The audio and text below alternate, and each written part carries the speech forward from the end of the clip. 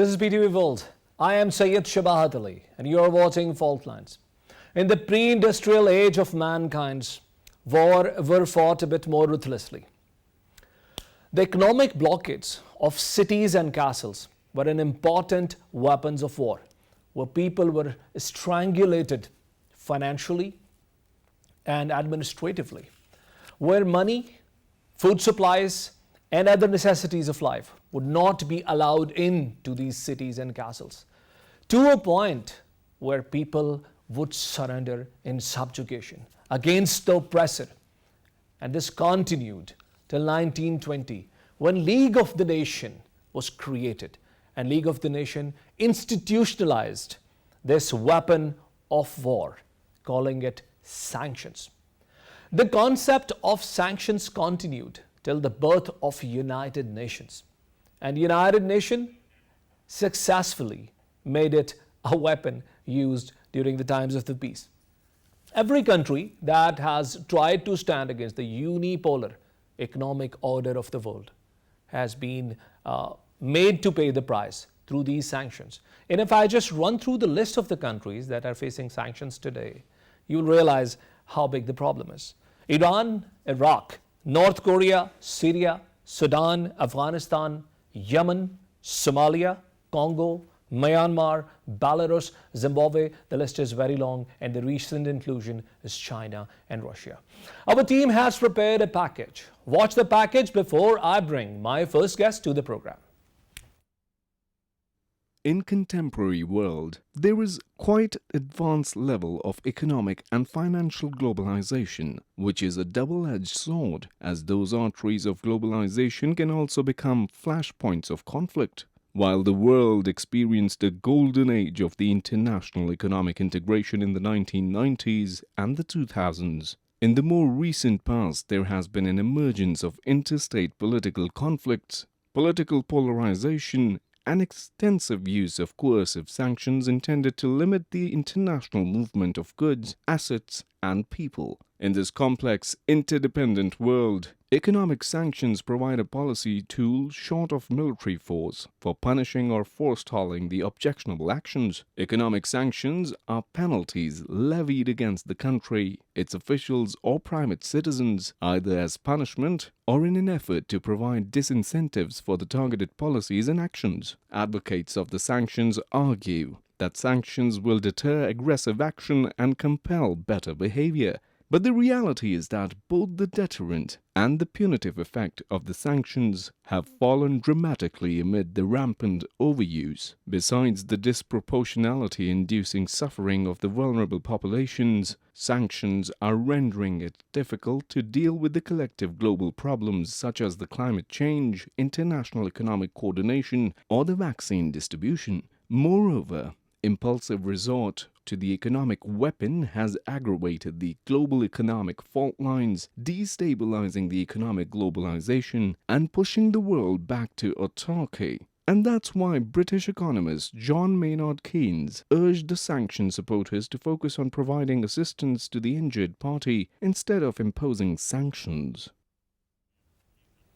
Owing to the very complicated nature of this topic that we have chosen for today's program, I have requested Dr. Adil Malik from Oxford University, and Dr. Adil Malik is Associate Professor of Development Economics. Dr. Adil, I welcome you to my show.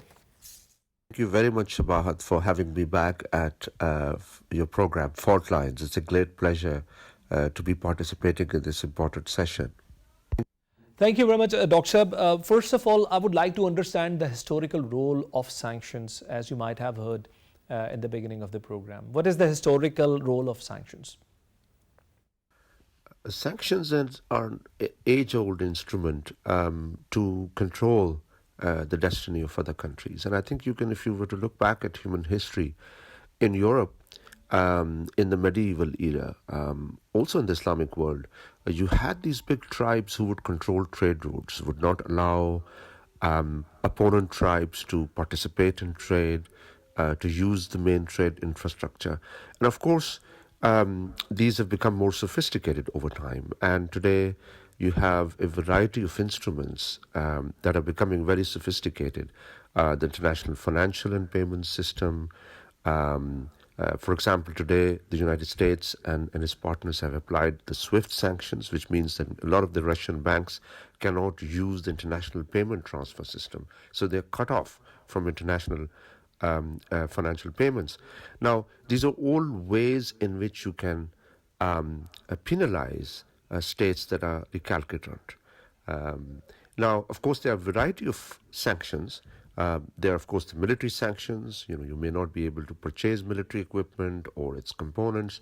There's political sanctions, which might be on individuals. We've seen in recent years sanctions being imposed on Syrian businessmen or Syrian individuals or politically exposed persons. And of course, there are these sort of sanctions that are relate to international payment system.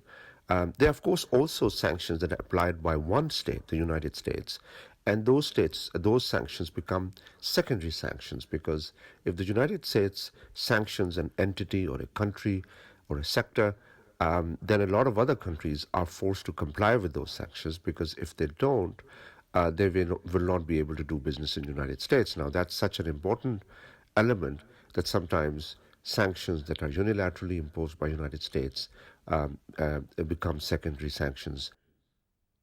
Dr. Malik, but the countries that apply these sanctions, why do they do that? What is their point of view? Being in their shoes, how do you evaluate their action?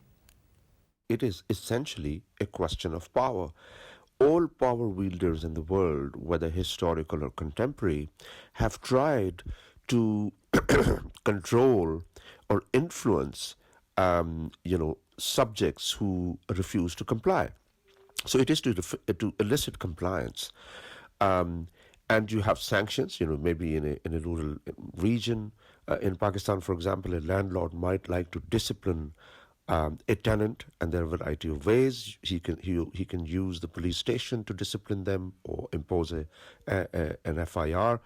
The same power relation, in a way, at the mega scale between states who try to discipline other states by imposing sanctions on them. And so, of course, a lot of these sanctions that we see in the world today are couched in humanitarian terms. Some of them are sanctions to promote democracy, to prevent countries from falling into autocracies, to promote peace.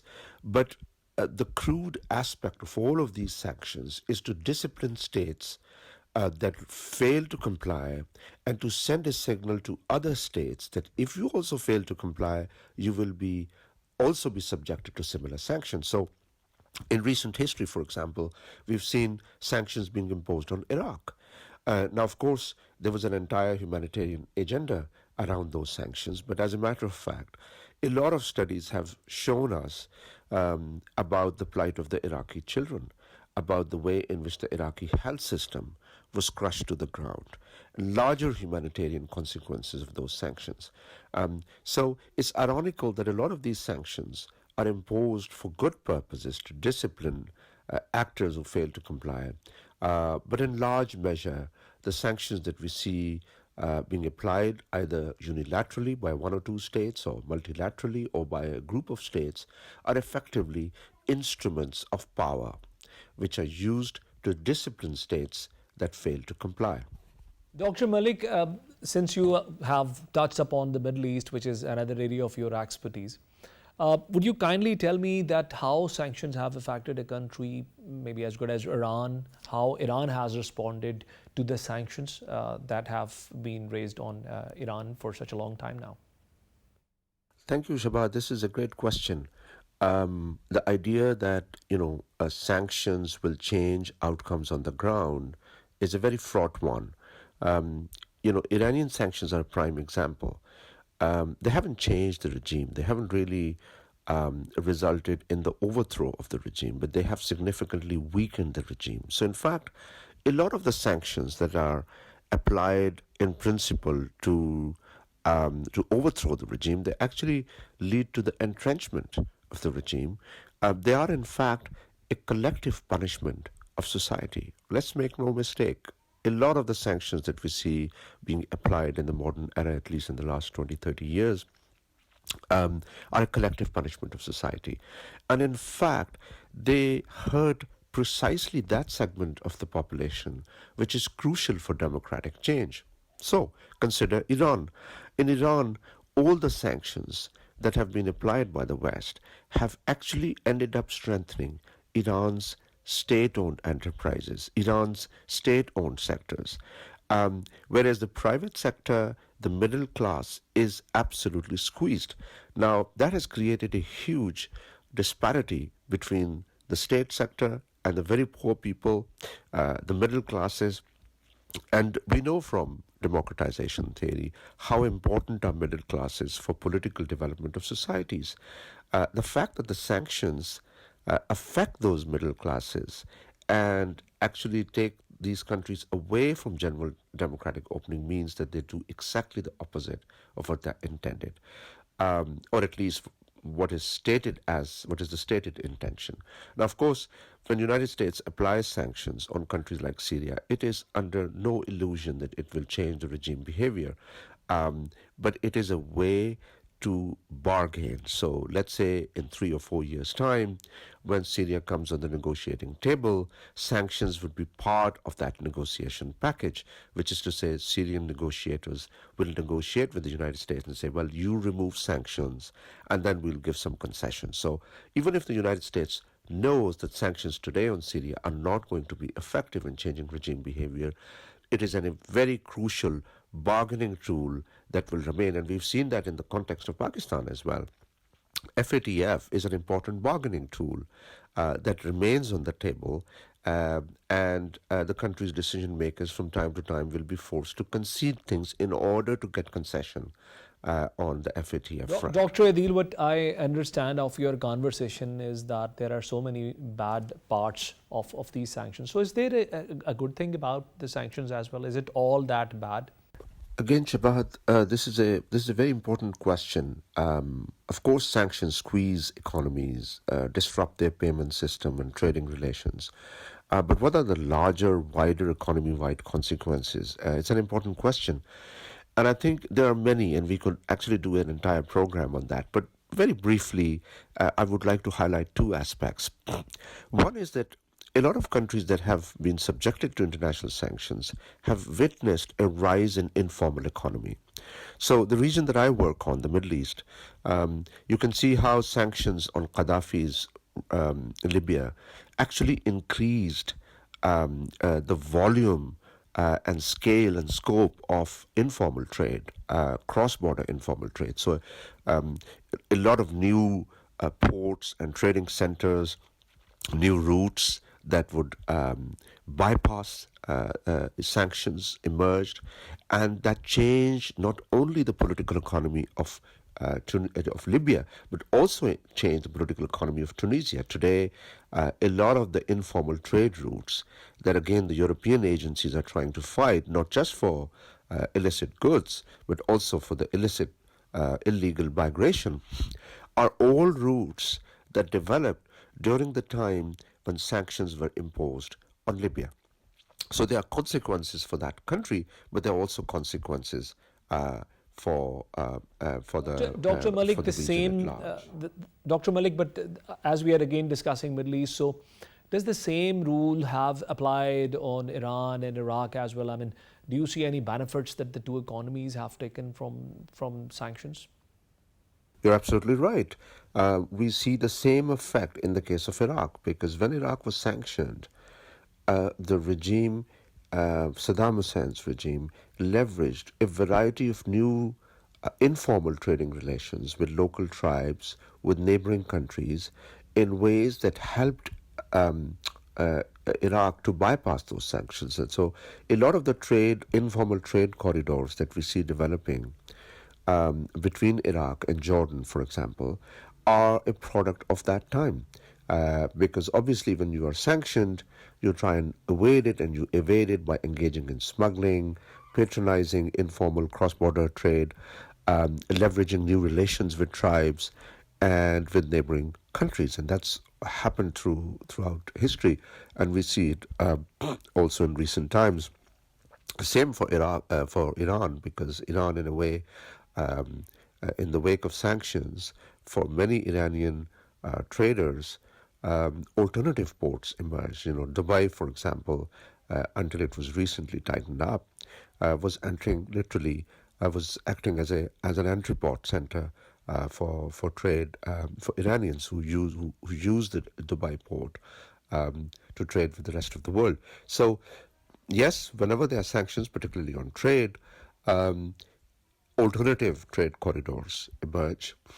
They try and evade the role of the sanctions, and they create new constituencies who accumulate political and economic capital, and they create consequences that are not just restricted to the Dr. state that Malik, is sanctioned. so Dr. Malik, in a nutshell, there are goods and bads, but eventually it takes off the media hype from that country's perspective, and they steer their agenda forward. Is this what you mean? Yes, so you're right. I mean, the effect of sanctions can be varied and multiple, not all of them are negative. So, very few people realize that the more diversified trading structure, export structure of Iran is partly a consequence of sanctions. So, what do I mean?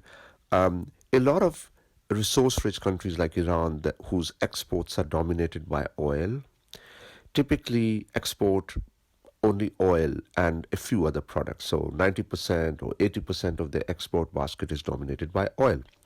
Now, when sanctions were imposed on Iran and it cannot trade oil in the quantities that it wants and through formal channels, it is forced to develop alternative markets for its oil. It is forced to develop alternative items in its export basket. And in fact, Iran has been extremely successful in developing alternative sort of export items, alternative markets, alternative destinations, alternative means of exporting. It's one of the most sophisticated economies in terms of bypassing sanctions. And as a result, Iranian elites were forced to diversify their economy. It was not a choice for them. It was not a luxury for them. They had to do it. It was a matter of survival. And that's why within the larger Middle East region, if there's one economy that is relatively more diversified in terms of its export basket, um, it's not Saudi, it's not UAE, it's not Oman, it's actually Iran. And it's not to appreciate what Iran has done or to present Iran as the sort of case that other countries have to follow, but it's simply to underscore the point that elites are often forced to to undertake difficult actions when it becomes important for their political survival. And that's the process we have seen in Iran, where exports have become more diversified simply because there was no other option for policymakers on the table. Thank you very much, Dr. Malik, for being guest in my program. Ladies and gentlemen, this was Dr. Malik from Oxford University, who helped us to understand how sanctions have helped some economies like Iran and Iraq. And now I am joined from Lahore by Osama Rizvi. Osama is a geopolitical analyst as well as an energy expert. Currently based in Lahore. In the last program, he was with us from London. Osama, welcome to the program. Thank you so much. And we had a very insightful conversation with Dr. Adil Malik from Oxford University. You might have heard some part of it. Going forward, Osama, 70% of the entire sanctions that have been implied have come from the West, have been originated from the West, and 35% of these have been directly done or executed by United States. Your thoughts on it? I mean, there is only one word for that that explains everything. That is dollar. Uh, 60% of the global reserve currency is held in dollars, more than 60%. And when your own currency has such an extraordinary role in international trade, you can do anything you want. It's as simple as that. Not only the dollar, but you look at the global financial system and especially the role of IFIs, what are called international financial institutions like IMF, like World Bank, and other banks that give uh, loans to other countries. If you talk about IMF, the Washington Consensus, which is a set of principles that guide IMF and thereby the countries that implement their programs, where it is formed. It is formed in the US. If you talk about World Bank, where all the policies originate from, where who is the largest funder, the US. So let's talk about SWIFT system, which is quite in news these days. So out of 20 seats, two are held by the US along with the chairmanship of the group. So there you have it. When you have when you wield such an influence on the tools of the international trade system, you can literally do anything you want, and they do Osama, it. Osama, but there is one more important point. With sanctions going on against gigantic economies like that of China, and recently against Russia, don't you think that United States it's flexing its political and financial muscle to a great unbearable extent? So once again, building on what I said, US has been the largest economy of the world from the past more than 100 years. It is not an ordinary fact, right? US has more than 800 military bases across the globe. Um, it continues to add more than 100,000 jobs per month. That's the average. And even they constitute less than 5% of the global population. Americans generate and earn more than 20% of the global income. So the stats are quite blatant in this regard. They have put sanctions on many other countries, as the revered gentleman from Oxford was discussing as well. But once again, have they been hurted in return? Maybe to a little extent, but not to the level that other countries suffer. Why? Because of dollar. Why? Because of the other facts and figures I've just mentioned. So they can honestly flex their muscles. Osama, Dr. Adil was, he mentioned Iran's case several times. We know that Iran's currency has been put under sanctions. Iran's central bank is under sanction. One part of Iran's military is also under sanction. It is one of the worst example of sanctions in the entire region, except for Afghanistan, which is extremely odd case. Do you also believe that in case of Iran, economy has been hit very badly, and it would have been altogether a different economy if sanctions were not there? Certainly, certainly, that is absolutely the case. According to an estimate, the last time when Iran's economy grew, it was in 2016. The economy registered a growth of 12.5%. And that was when the Iranian deal, which is officially known as Joint Comprehensive Plan of Action, GCPOA, that was signed, right? And ever since, when Trump came, he repealed the agreement, and ever since, Iran's economy has been shrinking. In 2020, during COVID, it shrunk by 5%, which is a huge number. They right now have a trade deficit of $3.45 billion, which 3 4 years ago it was a surplus, right? So it clearly indicates that they suffer from the sanctions. The unemployment rate there last year was more than 12%, which is huge, given that Iran also has one of the largest youth bulge in the world. Their population is young, like Pakistan, like one or two other countries. So all of this shows absolutely their economy would have been utterly different in the absence of sanctions. But the current news is that there is some progress in the direction of restoring the agreement. So we may see Osama, its Osama, oil output. let's quickly jump to China's case, because China and the United States are two largest trading economies beyond any iota of doubt in the world. The steps that were taken by President Donald Trump in the past, everybody thought things would be different when Biden gets into the picture with his experience of US politics. But nothing changed, and particularly the policy on China has remained the same. There is still a trade war, and things have rather gone from bad to worse. What's your quick take on it, Sama? Yes, in a trade war, very briefly, I mean, in a trade war, there are no winners. If the US, while imposing tariffs on Chinese economy, thought that they would emerge as victorious, it wasn't correct. And allow me to give you some stats on that. US companies lost $1.7 trillion in stock valuations.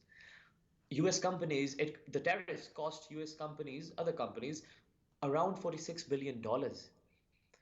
And according to an estimate by Bloomberg, um, the US economy lost almost 300,000 jobs and shrunk from 0.3 to anywhere 0.8%. It's a huge number when you consider the size of the US economy. Overall, by the end of 2020, the tariffs costed US $316 billion. So, and I'm not saying it wasn't bad for China, but I'm saying it wasn't as good for US as well. So there are no winners. And you're absolutely right. And even recently, the recent events would make the trade war even worse because Chinese would certainly engage with Russia and other countries, and that might bring them the ire of the US once again. Osama, we are short of time. Let's continue the conversation after the break. Ladies and gentlemen, Osama Rizvi will stay to be my guest for the second segment of the program. But for now, let's take a break and join back after the break. Stay with us.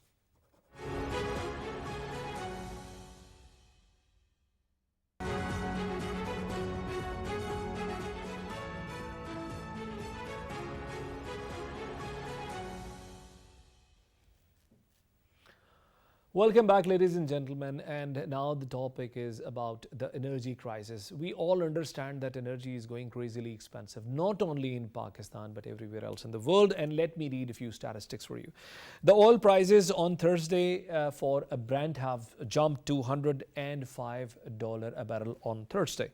Russia, a country that has the third largest is the third largest oil producer, has been sanctioned very recently by the West, United States and allies. Iran, that is one of the major oil producers of the world, remains to be under sanctions for a number of reasons. We can do many programs on that. Benchmark Dutch gas futures rose to 62%, the most since 2014. German power has made energy more expensive to 58%.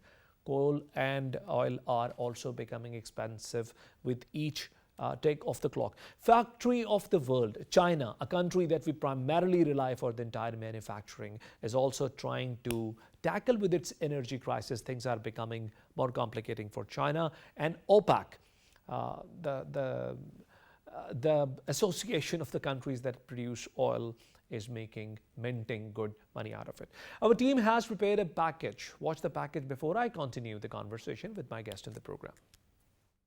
Global energy crisis has been simmering, marked by the persistent increase in gas, petrol, coal and electricity prices to their highest levels in decades, and that's having sweeping consequences across the world. IEA is warning the countries that energy crunch could last for at least 2 years. The global energy watchdog has sounded alarms that the worldwide energy crisis has reignited demand for oil, posing a threat to the world's climate ambitions and the global economy recovering from COVID-19. Though multiple factors are exacerbating fault lines in the global energy security landscape, main factor tends to be the global economic rebound as countries lift the COVID-19 restrictions, but Russia-Ukraine standoff has also rattled the global energy landscape. China warned of the impact of geopolitical tensions on the stability of the energy markets, as a Chinese foreign minister's spokesperson cautioned that all countries that are truly responsible should take responsible actions to jointly maintain global energy security. Faced with uncertainty about the outlook for the oil and gas use because of conflicts, climate policies, global energy transitions, poor past financial performance, and pressure to divest from fossil fuels,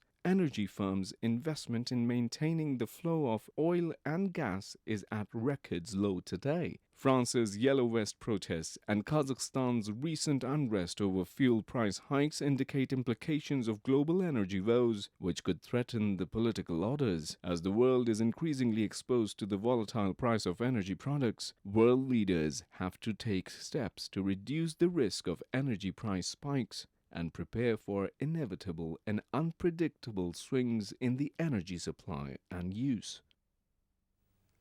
Osama Rizvi continues to be my guest in the second segment of the program as well. Osama, the energy market, continues to drive the economic crisis of the world? I need your very quick take on that. Very quickly, it's not only energy. The main problem, I would say, it's inflation. In the United States of America, inflation hit a 40-year high. In Germany, 30 years high. Spain, 30 years. In the Eurozone aggregate, inflation is higher since the introduction of the euro.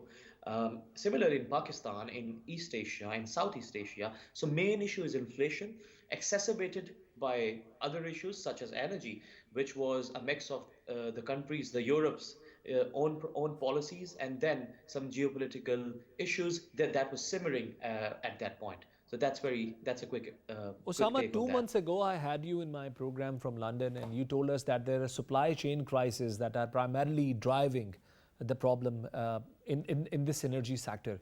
Does the problem still prevail? Absolutely, there does. They do. There are different indexes to track these issues. So one of them, Baltic Dry Index, and China Containerized Freight Index. They're both inching up once again. The number of ships on different ports, one of the biggest, Los Angeles in the US, remains one of the highest.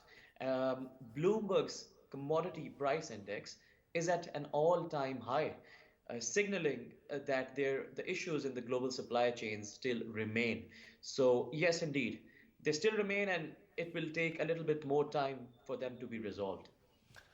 Thank you very much, Osama Rizvi, for being guest in my program.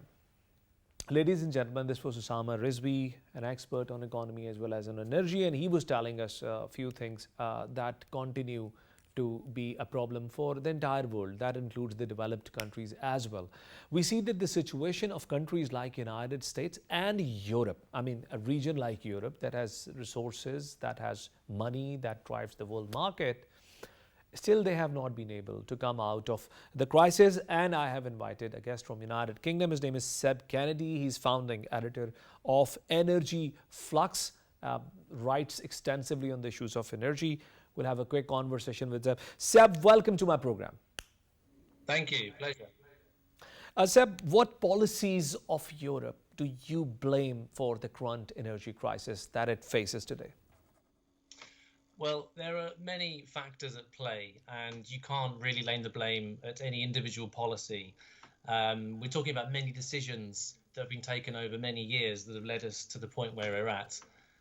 There's a popular take that decarbonisation is to blame, and that relying on wind and solar to balance electricity markets is problematic.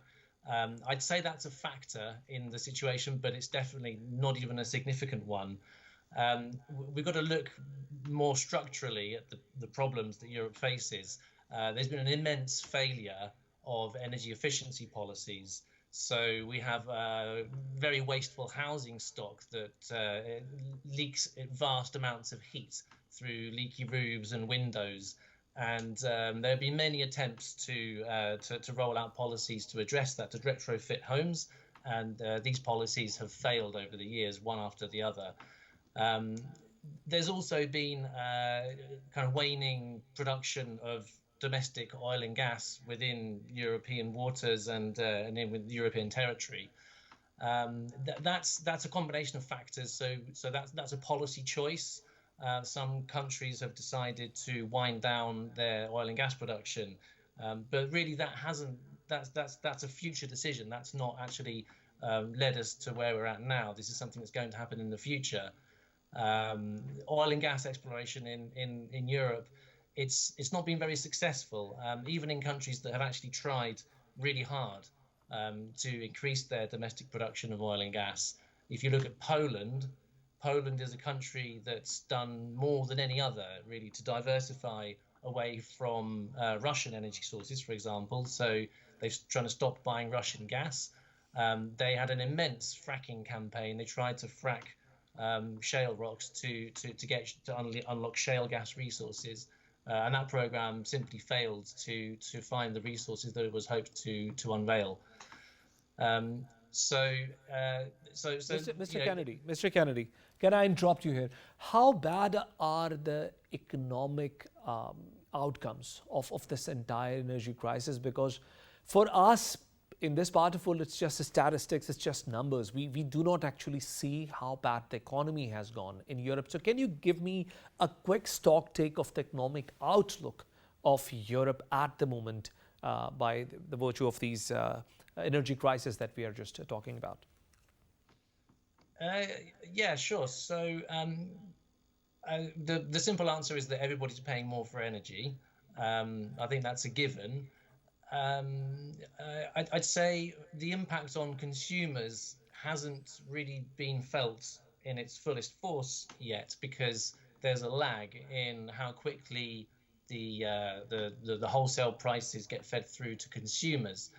We've seen some very steep increases in electricity bills and in gas bills for heating in the domestic segment. So in the UK, we're going to see a 54% increase in the maximum price that consumers can be charged. And that will push millions of people closer to energy poverty in the UK. And across Europe, every market's different, but the trend, the direction of travel is the same. You're going to see extreme price increases for consumers, and that will always hit the poorest people the hardest. In terms of the industrial side of the economy, that's where you'll find there's more discretionary demand. So factories, energy-intensive manufacturers, they're able to shut down or control their output or shift their working hours to times of the day when energy is a bit cheaper. So you've seen some reduced economic output as a result of the expensive prices, definitely. It was widely believed in this part of the world that United States will stay unscratched in any energy crisis. It is a country that has many, sources. They have many reservoirs of maybe oil and gas resources. It's an energy independent country, and besides, it trades in its own currency. But in the news, we all often see that there is a chaos in the United States as well. People are making complaint that energy has gone expensive. How much United States has been affected by this current prevailing energy crisis? So there's a big differentiator between the US and Europe. Europe, like I said, has rapidly declining domestic production of oil and gas. The United States, on the other hand, had the shale revolution. So they started fracking in big shale formations such as the Permian Basin, and they unlocked absolutely vast amounts of oil and gas by using modern hydraulic fracturing techniques. And that production supply base is like an economic shock absorber for the United States. So if you look at the comparative price between the wholesale price of gas in Europe and the wholesale price of gas in, for example, around about the Gulf Coast, then it's quite often you'll find that the European wholesale price is 10, 15, maybe even 20 times what the United States wholesale natural gas price is in most states. And that's because they have this enormous supply base and really only very limited capacity to export their gas as liquefied natural gas to other markets such as Europe. So they're insulated from the kind of natural gas price spike. In the US, the big problem is the price of gasoline.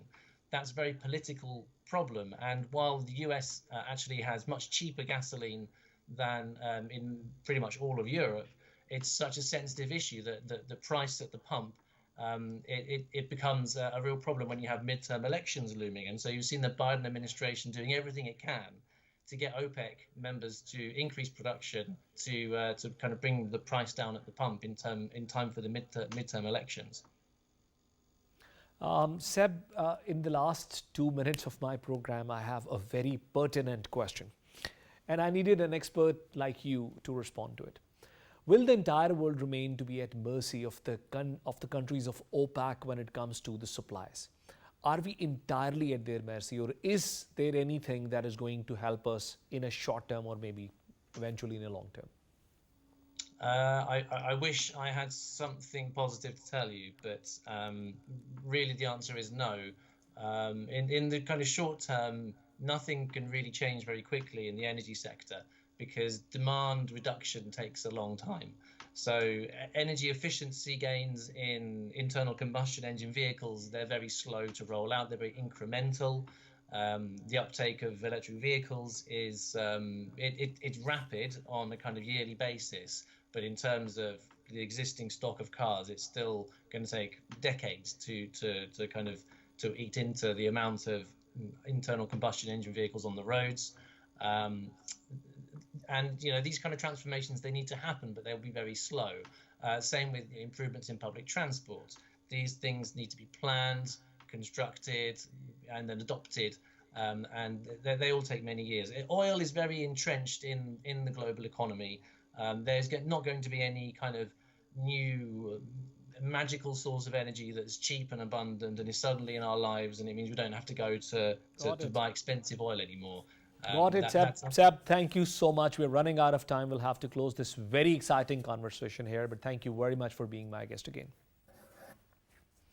Ladies and gentlemen, this was Seb Kennedy, my last guest in the program. He told us that the United States by far is insulated with the current energy crisis because of its economic outlook, as well as for having many of the resources at its own. But when the economies like Europe and the manufacturing hub of the world, China, will continue to suffer because of these energy crises, particularly in context of what has recently happened in Russia, I'm afraid that the problems for economic order of the world will keep growing further, particularly for developing countries like that of Pakistan and many others. The problems will continue. We'll join you next week with another program. And until then, Allah Hafiz.